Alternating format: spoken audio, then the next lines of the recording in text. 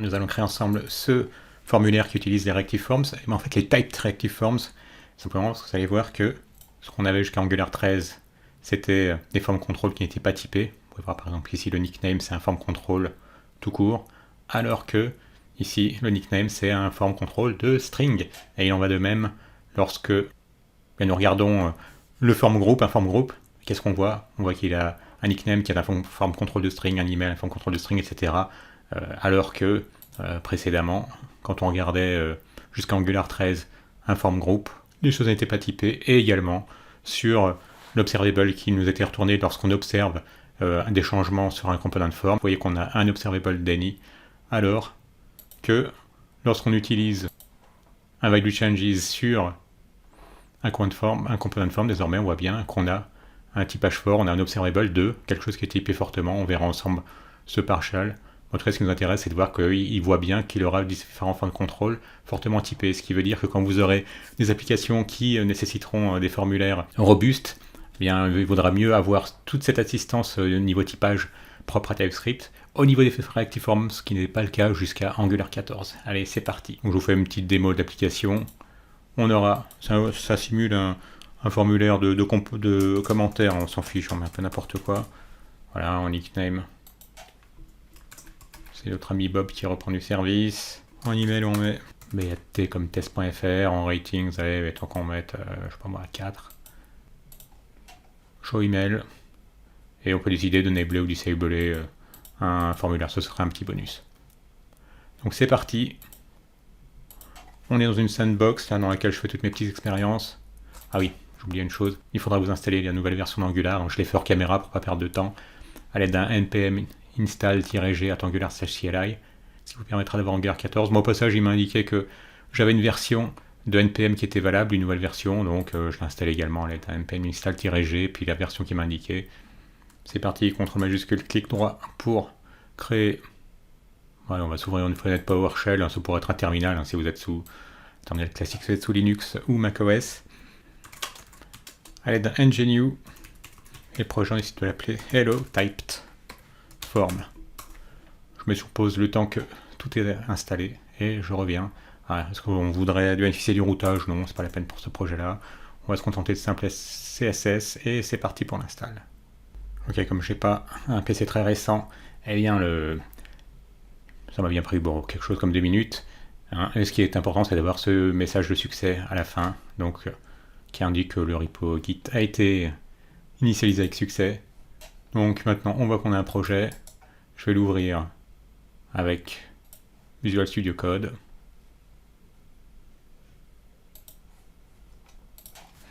Je vais l'exécuter à l'aide d'un npm start. Alors moi, comme le port 4002 est pris par mon autre instance de Visual Studio qui comporte le projet fini, il y a des chances qu'il démarre sur un autre port. Voilà, voulez-vous démarrer sur un autre port? Ce ne sera pas le cas si vous n'avez pas une autre application qui s'exécute déjà sur le port 4200. Il va probablement me lancer le port 4201. Allez, c'est parti. Il génère les bundles. Ah bah non, il a choisi un port... Bon, vous, ce sera le port 4002, il y a de fortes chances. Comme l'habituel port 4002. Ce dont on va avoir besoin tout de suite, ça va être un component qui sera dédié à créer un formulaire qui sera de type Reactive Typed Form. Donc on va créer ce component de l'habituelle commande ng, g pour generate, c pour component, et ce component on va l'appeler comment, puisque c'est un formulaire qui va permettre d'ajouter des commentaires sur une application fictive.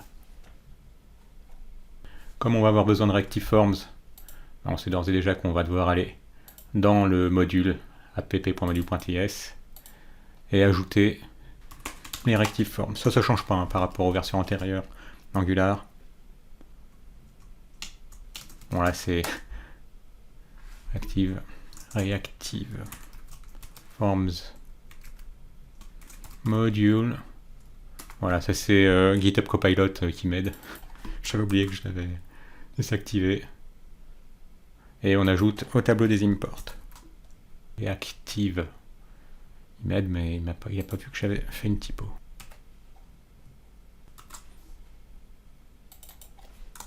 Reactive Forms Module.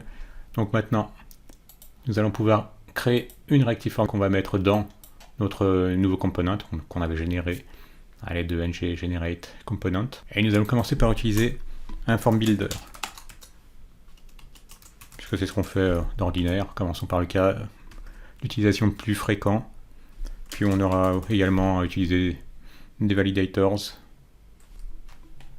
puisqu'on voudra valider les champs du formulaire. C'est parti pour la création d'un form group. Ça change pas non plus depuis les versions antérieures d'Angular. Alors évidemment, il faudra une instance de form builder, comme toujours accesseur. Le nom qu'on a envie de donner à notre instance sera une instance de quoi? De form builder. Voilà, comme ça, l'erreur qu'il y avait à l'indice a disparu. Et maintenant, on peut demander à créer différents champs. Nous, ça va être un petit nickname. Ouais, bah c'est bien, les suggestions sont bonnes. Donc en valeur, on a un tableau qui nous indique qu'ici, la valeur par défaut, c'est une chaîne vide, et qu'on a envie que le nickname soit fourni et qu'il ait une longueur minimale de 3. Et là maintenant, vous pouvez voir que déjà, d'emblée, les choses sont fortement typées. Ça, c'est grâce au nouveau Reactive Time Forms. Donc on sait qu'on aura soit une valeur de string, soit une valeur de null. Pourquoi null? Tout simplement parce que si on resetait le formulaire sans indiquer qu'on voulait le resetter sur une chaîne vide, eh bien, il aurait une valeur nulle après le reset, ce champ. D'où la valeur de string ou null. Faisons la même chose pour les autres champs qu'on a envie d'avoir. On a envie d'avoir un champ email. Voilà, c'est très bien ce petit GitHub Copilot. Il a compris que donc il fallait qu'il soit requis et que ce soit un email. Ensuite, on a envie d'avoir, bon là il ne peut pas tout deviner non plus, on a envie d'avoir des commentaires. On a envie d'avoir un rating. Sauf que moi j'ai envie de commencer, je suis optimiste, par un 5. Et on a envie d'avoir un show email. Donc ça sera une case à cocher. Et nous on veut quand même qu'il y ait un validator, donc on va pas se contenter simplement de passer un false, on veut aussi qu'il y ait un validator de required. Majuscule Alt F pour formater. Donc voilà, maintenant on sait que on a envie de pouvoir récupérer des données d'un formulaire qu'on va créer dans un instant dans le template qui comportera un nickname, un email, un comment, un rating, un show email. Bah donc allons dans notre HTML. Alors comment est-ce qu'on avait appelé ce form group? On l'avait acheté comment form, on l'avait appelé comment form. On peut se créer un formulaire. On n'aura pas besoin d'action. Si vous indiquez une action, vous pouvez la supprimer. Ce qu'on voudra simplement, c'est indiquer un form group. Et ce form group, eh bien, il correspondra, il l'a détecté. Il correspondra à notre command form. Et on veut qu'en cas de soumission, donc on écoutera, allez, des parenthèses, l'événement ng-submit. Bon, là, on va refuser ces suggestions, puisqu'on a envie d'avoir une fonction qui s'appellera handle form submit. Et on va ajouter tous nos champs. Bon, on va accepter ces suggestions et nous créer des divs avec une classe de form group. On aura enable pour nos commentaires. Un text area, ça me va bien. Un edit command. Surtout, ce qui nous intéresse, nous, comme on est dans le cadre du Reactive Form, c'est d'avoir un control name de command, tout simplement parce qu'ici, on a un form control name de command. Alors là, il se plaint qu'il n'y a pas de fonction côté TypeScript qui s'appelle handle form submit. Pas de problème, on l'ajoute. Allez, ajoutons la même chose pour le nickname.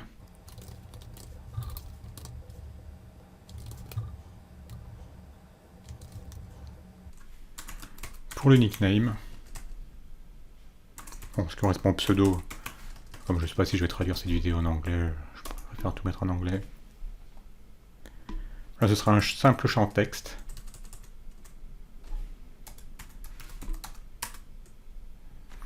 Et là, pour le rattacher à ce form control qui s'appelle nickname, il faut qu'on lui donne côté template un form control name. Le nickname également. Et en nom, on va mettre la même chose. Allez, nickname, en name et en ID.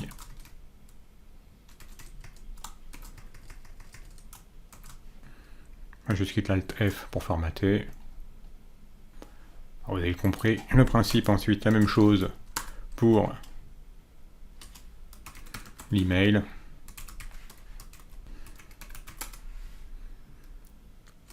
Donc on va pointer vers un élément qui aura un ID d'email. Le texte affiché sera email.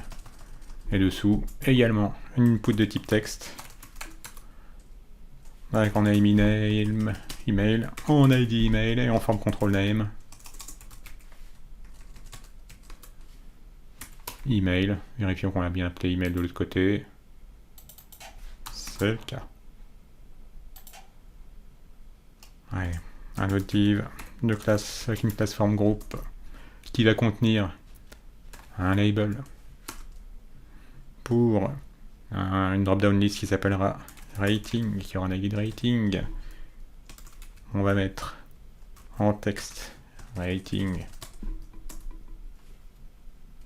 Et ce sera un simple menu déroulant qui aura pour nom rating, pour ID rating et pour forme control name. Rating également, assurons-nous qu'on a bien appelé rating. C'est le cas. Et dedans, il faut des options. Une option par note qu'on a envie de mettre. Donc, la première option, ce sera la note 1 et le texte 1. Et on fait la même chose.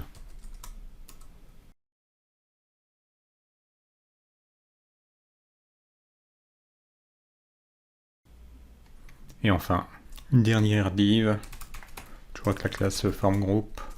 Cette fois-ci, on ajoutera une petite classe small, puisque la case à cocher, elle va être toute petite par rapport aux autres champs. Donc elle aura une petite classe CSS particulière. Et là, ce sera pour show email. Show email. Et là, ça va être une simple input de type checkbox. Qui aura pour nom. Il faut que ça ait le même nom que ce qu'on a côté form group. Donc ce sera show email. Show email. Show email et surtout le form control name.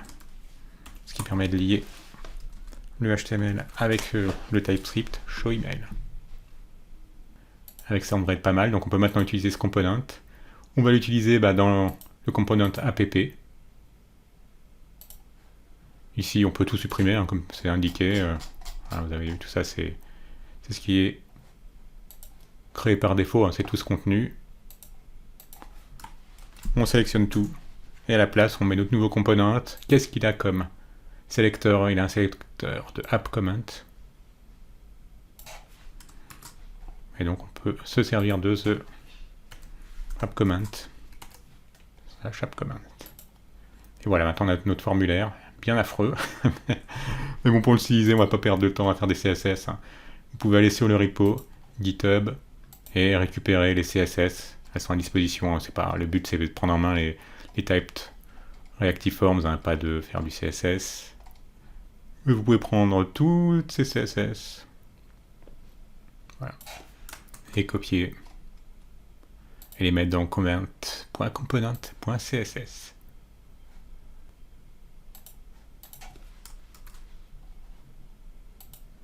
Voilà, normalement la chose devrait être maintenant plus présentable et c'est le cas.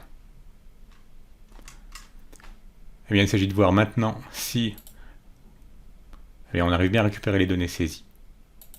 Pour ça, on va utiliser tout simplement, on retourne au component, dans notre HTML du nouveau component, un bon vieux pipe qui va piper la value de notre form control. Vous avez vu, il a deviné déjà ce qu'on voulait faire. Ça, c'est GitHub Copilot. Donc, il a compris qu'on est intéressé par la valeur de notre form group, command form. Donc, c'est ce command form. Et donc, la valeur, ce sera nickname, 2 points, la valeur qu'on aura saisie, email 2 points, etc., etc. Et le pipe JSON pour ne pas voir simplement un object, mais bien voir les détails. Donc, maintenant, on peut voir que si on tape notre commentaire, vous avez vu, on a bien un commentaire qui se met à jour. En nickname, allez, prenons notre bon vieux Bob. Son email de test. En note, mettons un petit 4 pour voir que ça change bien, c'est le cas. Et show email, true, false, c'est bien récupéré. Mais ce qui compte surtout, parce que tout ça on pouvait le faire avant dans les versions antérieures d'Angular 14, et bien c'est que tout ça maintenant c'est fortement typé. Ce qui veut dire qu'ici, vous voyez qu'un nickname, il a soit une valeur de string, soit une valeur de null. Ici, show email, il a soit une valeur de boolean, soit une valeur de nul. Et tout simplement de nouveau, parce que si on décide d'appeler la fonction reset sur un component, eh bien on n'est pas sûr, en fait, TypeScript ne sait pas sur quoi on va resetter. Est-ce que ça va être reseté en tant que booléen ou bien en tant que null? Pareil pour la string. Donc pour ça qu'on a ce cas qui est un peu moins simple, hein, qui nous montre qu'on soit on a null, soit on a une string. Mais si on a envie de se débarrasser de l'ambiguïté, que nous on sait très bien que ici quand on resetterait ce genre de texte, eh bien on le resetterait avec une chaîne vide, et ici quand on resetterait ce booléen, cette checkbox, eh bien on voudrait que ce booléen soit reseté à false par exemple au lieu de null. L'autre avantage de ce typage fort, pour l'instant on ne fait rien quand on passe le formulaire. Amusons-nous à afficher ce qui aurait été saisi. Bon bah il a compris que je voulais la value, donc le command form.value. Vous pouvez voir ici tout de suite que la chose est fortement typée. Donc on voit bien que notre nickname il peut être soit une string, soit null. Soit un email, soit l'email peut être soit une string, soit null. Le rating c'est soit un number, soit null. Le show email c'est soit un boolean, soit null. Donc l'avantage c'est que si vous commencez à vouloir accéder à des choses qui existent, bon là ça va être très clair. On demande pour avoir le comment, pourquoi pas. Là il voit bien que le comment c'est une string null ou undefined. Alors undefined pourquoi? Pareillement, undefined c'est tout simplement parce que vous pourriez très bien avoir désactivé bien le commentaire. Imaginons pour une raison X ou Y, tant que la personne je crois n'est pas loguée ou vous ne voulez pas lui permettre de mettre un commentaire, donc le champ texte serait désactivé, du coup la valeur ce serait defined. Donc on l'a dit, null c'est si vous faisiez un reset sur le comment, eh bien la valeur serait null. Si vous n'avez pas précisé que vous voulez faire un reset sur une chaîne vide. Donc l'avantage de maintenant du fait que ce soit fortement typé, si on essaye de taper un champ texte qui n'existe pas, vous avez vu, hop, tout de suite, la chose est catchée. Vous direz, ah désolé, votre propriété Toto, elle n'existe pas sur ce partial. C'est pas un partial parce que c'est un form group qui peut contenir uniquement un nickname du type string ou null, ou un email, ou un comment, etc. Donc vous avez vu, là aussi, vous êtes protégé grâce au typage fort. Enfin, une chose importante à savoir, c'est que si vous avez des choses qui sont désactivées, point value vous les montrera pas. Là, pour être sûr de voir tout ce que vous voulez voir, il faut utiliser getRowValue. Et donc maintenant, si on soumet le formulaire, qu'on va dans notre console, commentaire, allez, on met n'importe quoi, juste pour avoir un texte un peu plus long, notre petit Bob habituel, avec son email habituel,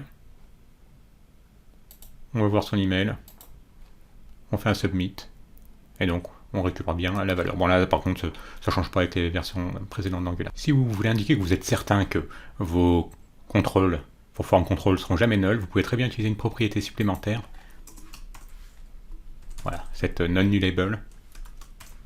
Si bien que maintenant, quand vous regardez votre component form, vous voyez, vous avez juste un nickname qui peut être qu'un form control de type string tout court, et plus de type string or null. Je vous remonte la chose, alors que précédemment c'était string or null. Donc c'est bien pratique, ça vous évite de devoir le faire granulairement, de devoir indiquer sur chaque élément qu'il ne sera pas null. Et enfin, il y a des cas de figure aussi qui vont se produire, hein, que vous aurez peut-être si vous migrez des formulaires vers ces types de contrôle et que vous commencez à ajouter des choses fortement typées, comme on l'a fait, hein, tout au long de... Là, ce form group il est typé, chaque forme contrôle est typé. Imaginons que dans votre engine init, vous décidiez... c'est génial, j'ai compris ce que j'allais faire, GitHub Copilot. Donc de vous abonner au changement de votre formulaire. Donc vous êtes sur votre command form, vous voulez observer ce form group, hein, à l'aide de value changes, qui vous retourne à l'observable. Remarquez au passage que l'observable qui vous est retourné, il est également fortement typé avec ce partial de un élément qui aura un nickname, un email, un comment, etc. Voilà, je voulais simplement vous montrer qu'on avait... que maintenant l'observable qui a été retourné auquel vous vous abonnez, eh bien il est fortement typé, mais vous pourriez également avoir le cas où vous voulez accéder spécifiquement à un élément de votre formulaire. Imaginons que vous ayez envie d'accéder uniquement, c'est génial ça aussi, vous vouliez accéder, bon, moi j'allais pas prendre le show email, j'allais prendre le comment par exemple. Vous vouliez accéder au comment, eh bien là, vous essayez par exemple de changer la valeur, d'en mettre une autre, mais le test était jeté pour vous. En fait, on n'est jamais sûr qu'un champ ne sera pas désactivé, ou donc une valeur saisie ne sera pas adéquate. Donc là, il y a le fameux safe operator qui a été ajouté. Mais parfois, vous pouvez aussi également ajouter, alors si on l'enlève, vous allez voir qu'il y a une erreur qui va se produire, donc vous vous rencontrerez peut-être, qui vous dira qu'attention, l'objet sera possiblement nul. Vous pouvez dire, ah, moi je suis sûr de mon coup, il sera pas nul. Vous pouvez ajouter un point d'exclamation pour dire, bah, moi je suis sûr qu'il sera jamais nul. D'autant qu'en plus, nous on a ajouté la propriété non-nullable sur notre form builder.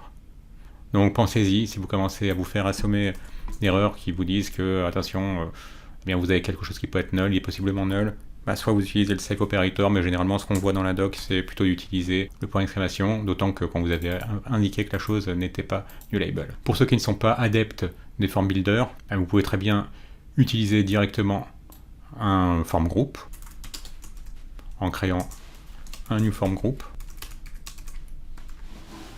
Donc ce qu'il lui faudrait, ce serait les nouvelles instances de form control.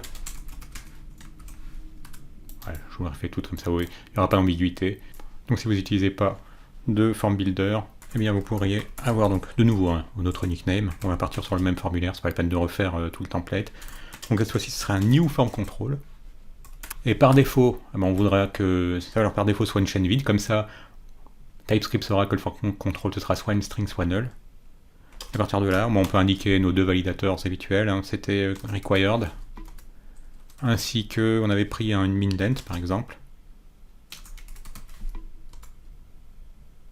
Et donc là je vais l'accélérer en post-prod pour vous montrer les autres.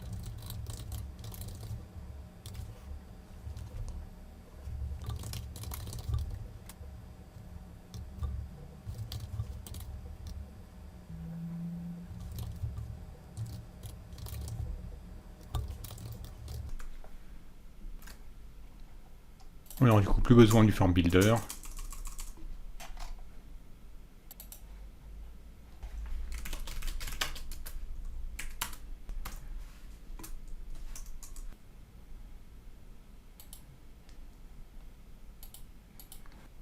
Ça marche toujours, et pareillement, si vous avez envie de... Ah oui, c'est pour ça qu'il y avait Hello World, je me demandais pourquoi il y avait un init, on peut le commenter. Si vous avez envie de vous débarrasser, comme précédemment, de null, eh bien vous pouvez à ce moment-là le faire. Vous êtes sûr que la chose ne sera jamais null, puisque vous l'avez mis de toute façon required. Et en cas de reset, vous savez que vous resetterez avec une chaîne vide. Et vous allez devoir faire une petite modification qui consistera à, au lieu d'avoir directement en deuxième argument ce tableau, c'est d'avoir un objet qui aura pour clé validators. Donc on remet exactement les mêmes validators, mais ce qui vous permet en plus d'indiquer que non-nullable, que la chose sera non-nullable. Donc vous indiquez que non-nullable sera true. Ça veut dire que maintenant, si vous regardez votre forme, vous pouvez voir que le premier, c'est un form control de string uniquement et pas de string or null. Et si vous faites la même chose ailleurs, je vais le faire en accéléré.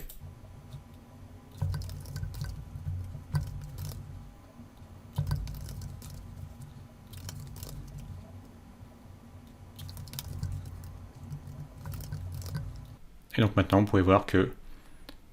Ah, on en a sauté un email. Enfin, tout est fortement typé avec uniquement le type qui nous intéresse, string, string, number. Et celui qu'on a sauté, bon, c'était celui-ci, on le fait vite fait ensemble.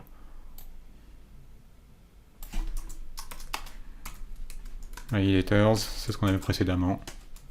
Et on ajoute la propriété non-nullable à true. Si bien que maintenant, même cas de figure, on peut être clair en disant « Ah, nous on sait que ce sera jamais null » à l'aide de ce point d'exclamation. Un petit like si vous avez aimé, abonnez-vous si ce n'est déjà fait, et à bientôt.